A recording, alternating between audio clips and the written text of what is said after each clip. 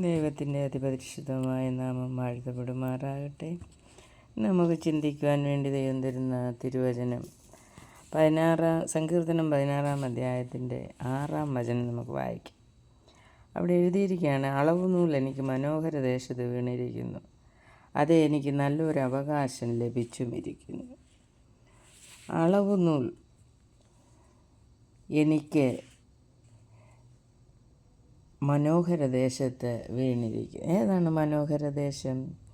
നമ്മുടെ കർത്താവിൻ്റെ രാജ്യമല്ലാതെ വേറൊരു മനോഹര ദേശമില്ല. ഈ ഭൂമിയിൽ മനോഹരത്വം കാണുവാൻ എല്ലാവരും ആഗ്രഹിക്കുമ്പോൾ നാം ആ സ്വർഗത്തിൻ്റെ മനോഹരത്വം കണ്ടാൽ നാം ഒരിക്കലും അതിലേക്ക് എത്തണമെന്ന് ആഗ്രഹിക്കാതിരിക്കുകയില്ല. അതുകൊണ്ട് നമ്മുടെ ആത്മാവിൻ്റെ കണ്ണുകൾ തുറന്നെങ്കിൽ മാത്രമേ സ്വർഗത്തിൻ്റെ മനോഹരത്വം കാണുവാൻ കഴിയുള്ളൂ. അളവുനൂൽ വിശുദ്ധിയിലും വചനത്തിലും കൃപയിലും നിറഞ്ഞ് ജീവിക്കുന്നവർക്ക് മാത്രമേ അളവുനൂൽ മനോഹര ദേശത്ത് വീഴുകയുള്ളൂ എന്നുള്ളത് നാം മനസ്സിലാക്കണം.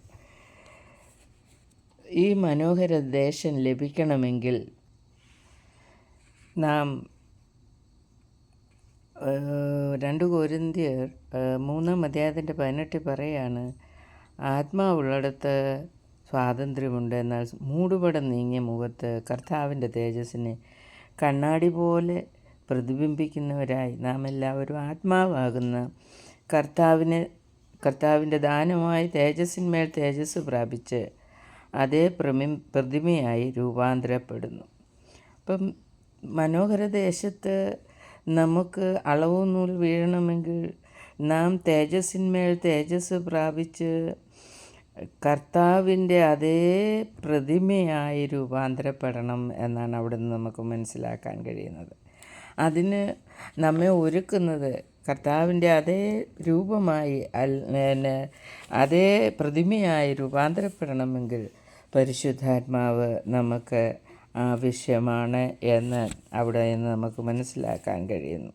95 സങ്കീർത്തനത്തിൻ്റെ 10 പറയുന്നു, 95:10 പറയുന്ന, 40 ആണ്ട് എനിക്ക് ആ തലമുറയോട് നീരസം ഉണ്ടായിരുന്നു. അവർ തെറ്റിപ്പോകുന്ന ഹൃദയമുള്ള ഒരു ജനം എന്നും എൻ്റെ വഴികളെ അറിഞ്ഞിട്ടില്ലാത്തവരെന്നും ഞാൻ പറഞ്ഞു. ആകയാൽ അവർ എൻ്റെ സ്വസ്ഥതയിൽ പ്രവേശിക്കുകയില്ല എന്ന് ഞാൻ എൻ്റെ ക്രോധത്തിൽ സത്യം ചെയ്തു. അപ്പം നോക്കിക്കേ, 40 ആണ്ട് ഇസ്രായേൽ മക്കളോട് ദൈവത്തിന് കോപമുണ്ടായിരുന്നു എന്ന് കാണും. ദൈവകോപം പ്രാപിച്ച് ജീവിക്കുന്ന ഒരു വ്യക്തിക്ക് മനോഹര ദേശത്ത് അളവുനൂൽ വീഴാൻ പ്രയാസമാണ്.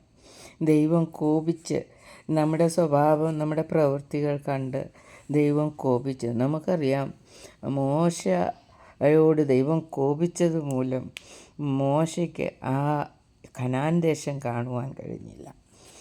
മോശ ദൈവത്തിന് വേണ്ടി ജീവിച്ചൊരു വ്യക്തിയാണ്. അനേകർ ഇസ്രായേൽ മക്കളിൽ നിന്ന് ഈ മനോഹര ദേശം അല്ലെങ്കിൽ കനാൻ ദേശം ലഭിക്കാതെ പോയിട്ടുണ്ട്.